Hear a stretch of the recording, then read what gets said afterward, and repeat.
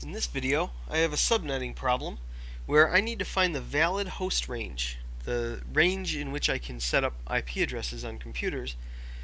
And I have an IP address that's within that range, and I have my CIDR notation subnet mask. So I need to find out the first valid host to the last valid host in order to define the valid host range. So the first thing I want to do is I want to convert my subnet mask to binary. And to do that, I'm going to use my /27. It tells me that there's 27 ones in my subnet mask. The first 27 digits are a 1. So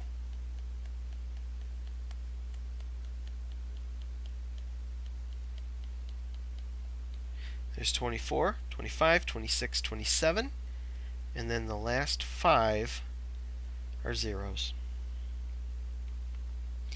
The next thing I need to do is I need to convert my IP address into binary. But something that I can notice is that the first 3 octets in this case are all 1s, so I don't even need to change those. I know that 172.24.248 is going to encompass the entire network that I'm working with. It's just that last octet that I need to worry about a little bit. So my answer is going to be 172.24.248 something through something. Some range I'm looking for here.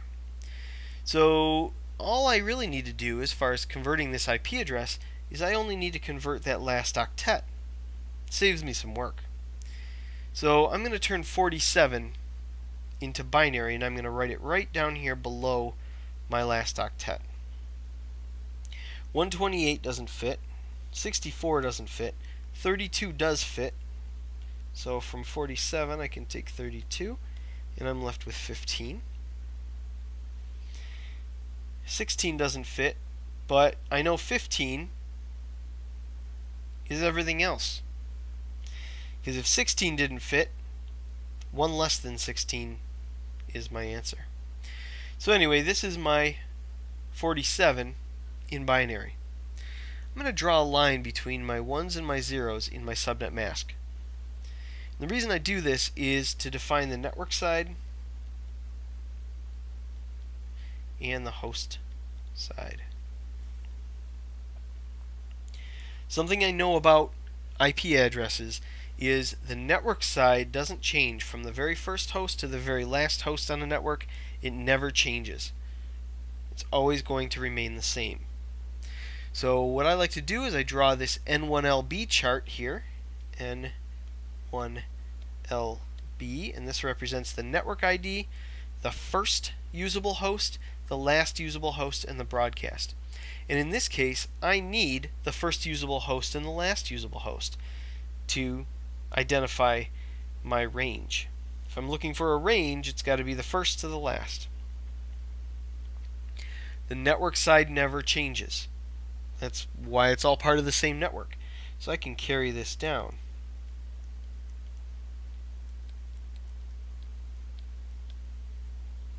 It's never going to change. The network ID and the broadcast have the same digits in the network side.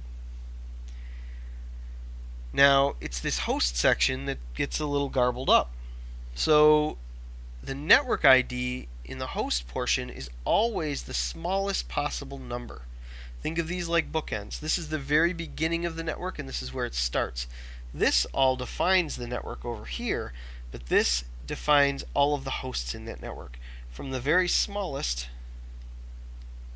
which is all zeros, to the very largest, which is all ones. If I wanted the network ID, there it is in binary. If I wanted the broadcast, there it is in binary. But actually, the 2 pieces I need are the pieces that aren't there yet. So you can logically understand that in order to display the first and the last, it's going to be something a little bit bigger than the network ID and something a little bit smaller than the broadcast ID.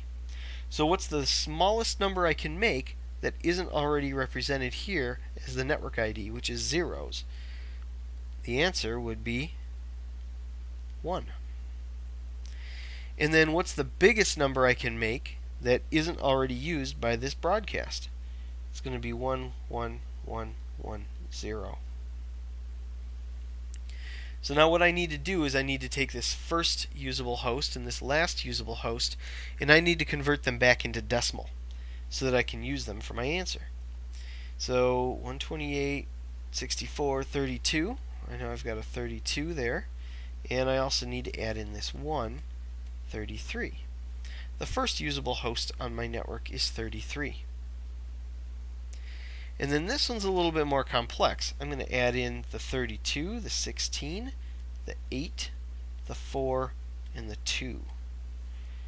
128, 64, 32, 16, 8, 4, 2, and 1 are the values for each of those bits.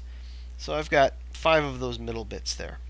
So I want to add this up, and I'm going to gather up my 2 that equal 10, and these 2 equal 10. So I've got a 2 left. 1, 2, 3, 4, 5, 6, 62. Just to kind of fact check my work here, the network ID is always even. The first usable is always an odd number. The last usable is always even. And the broadcast is always odd. Now you can see that in this last digit here as well. Zeros are even and ones are odd. But it's just a nice little way to check to make sure I have an odd number through an even number in order to demonstrate that range.